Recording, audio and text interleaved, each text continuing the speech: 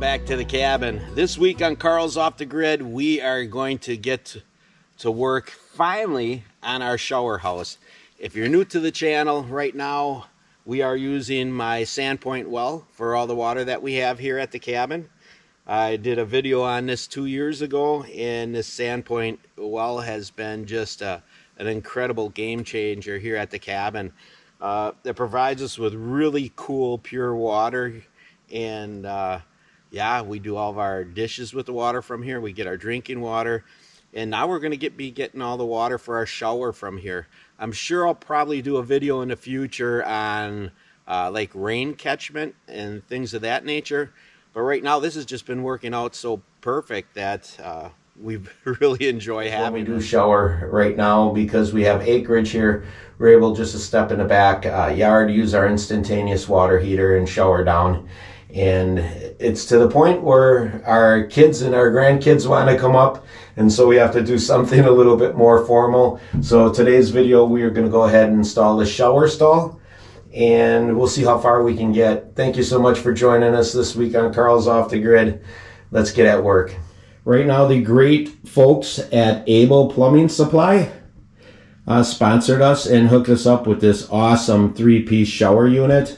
This is a remodeling unit, and I chose this one rather than a solid 1-piece just simply because it was easier to transport up here.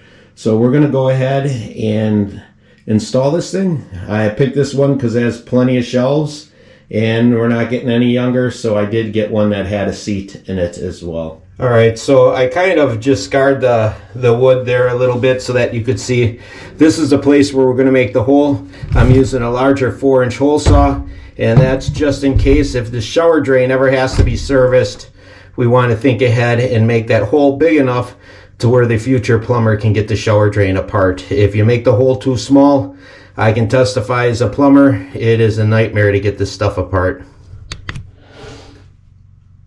Okay, so the hole is in, and I don't care for sharing my living space with rodents, so I'm going to line this whole hole in a concrete mix, if that makes sense.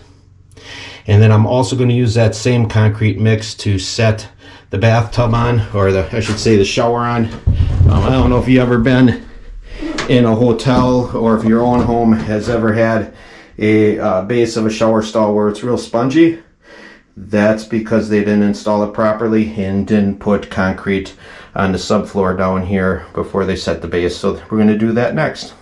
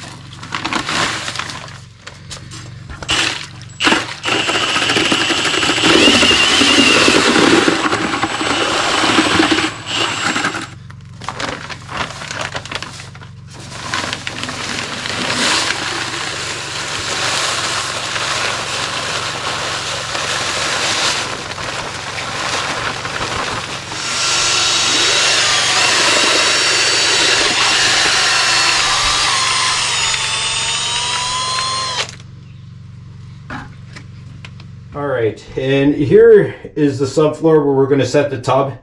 You can see I put a generous amount of concrete down in the center to be a good support. And then right up there where the hole goes through for the drain, I put a bunch of concrete around that too. And that's, like I said earlier, that's there to keep rodents out. We don't want porcupines, mice, or chipmunks, or squirrels, or any of that good stuff. Skunks, we got it all up here. We don't want them chewing through and making a nest down there. So that's what the base looks like right there. I'm going to go ahead and set the shower stall bottom, and I'll walk you through that process.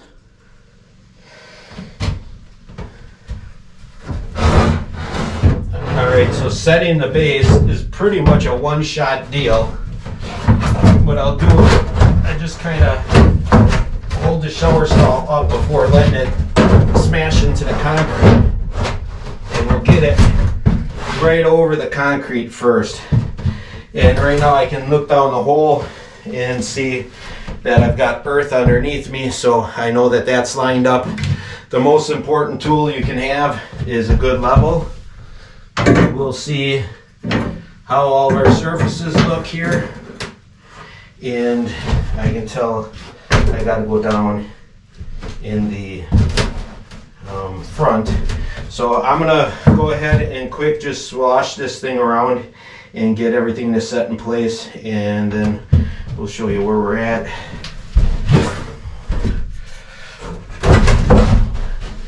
Alright. It was hung up on that board.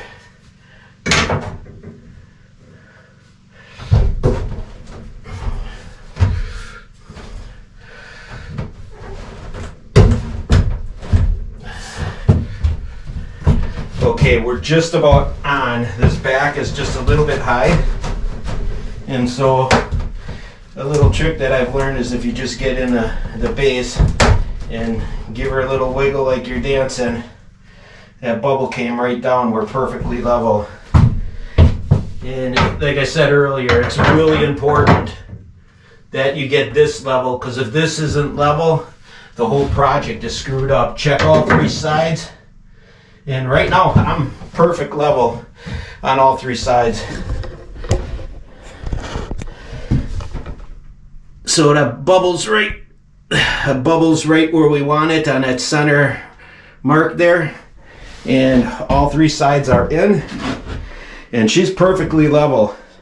Now, so that we know this isn't going to be moving and getting out of place, what I'm going to go ahead and do on the bottom one, I'll drill holes at every stud, and then I'll anchor it with some screws that are basically rust proof.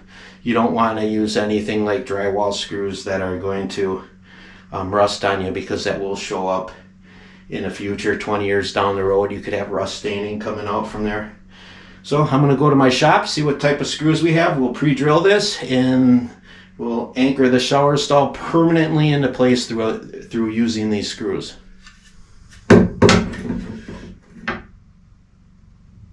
Alright, our level's still on, and we will go ahead and sink screws in here absolutely on every stud.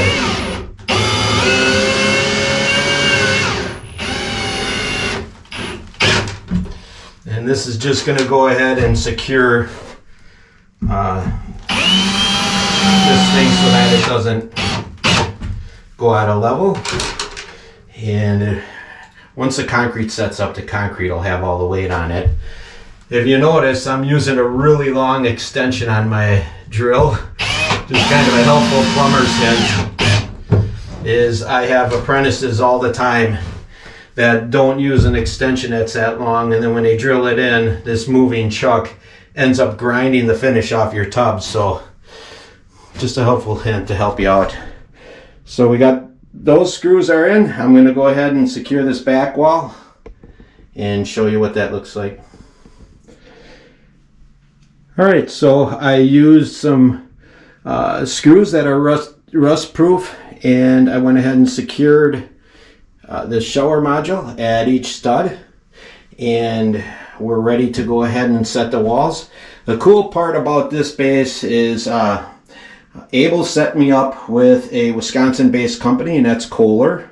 The Kohlers live in Wisconsin, and the Kohler manufacturing company, you know, Kohler for plumbing products, was all started here. So I'm going to go ahead and snap on or set on the walls, and these things right here are magnets, and those magnets, as we set the walls, they ensure that it lines up properly, and it also draws it down. Okay, just that easy. I've got the second sections of walls in, and it's secured to the stud wall just like I did the bottom section.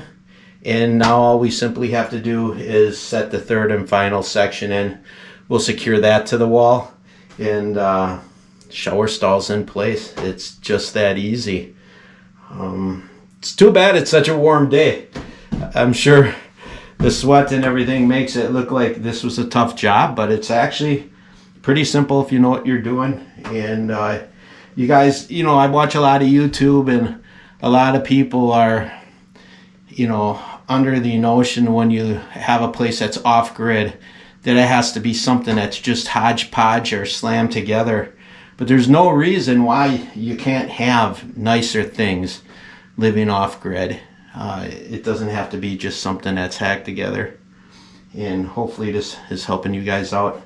All right, I'm gonna put the camera down and I'll put the last section in, and we'll see what it looks like all done. And I've got a little bit of cleanup I gotta do too in the meanwhile. Construction's not a clean process.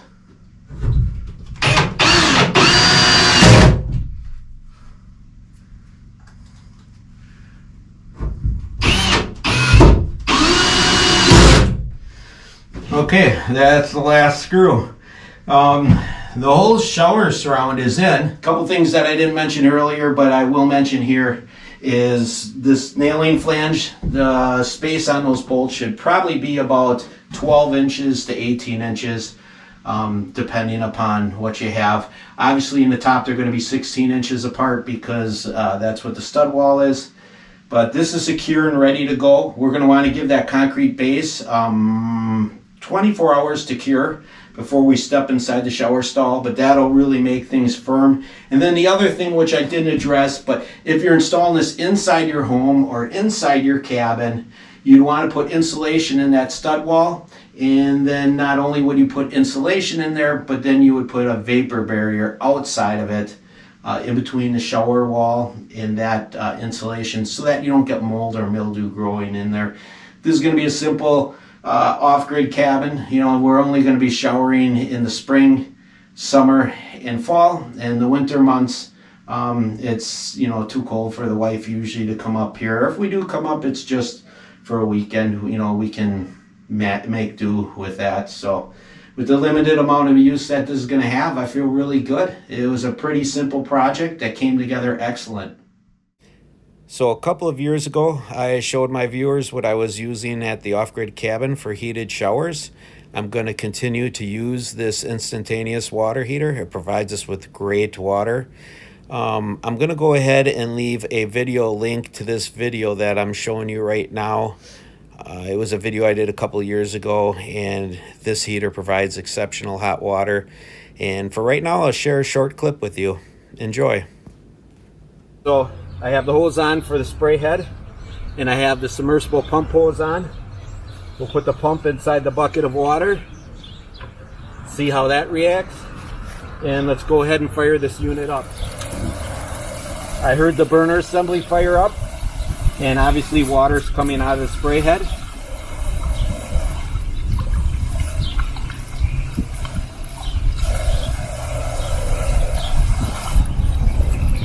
I don't know if you're picking up the steam or not, but this thing is already toasty hot.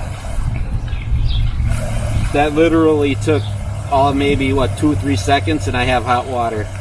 So all right, let's go see if we can get my model to come in here and test out the shower. I've got shampoo for her. Sometimes she's like your typical model. She's a little temperamental and a little bit of high maintenance, and it isn't always easy to get her to come on in front of camera, but we'll give it our best shot. Bailey, could you help us out with this video? Come on. Oh, that's a good girl. Okay, come on. Oh, does that feel good? Oh, oh. Does that feel good?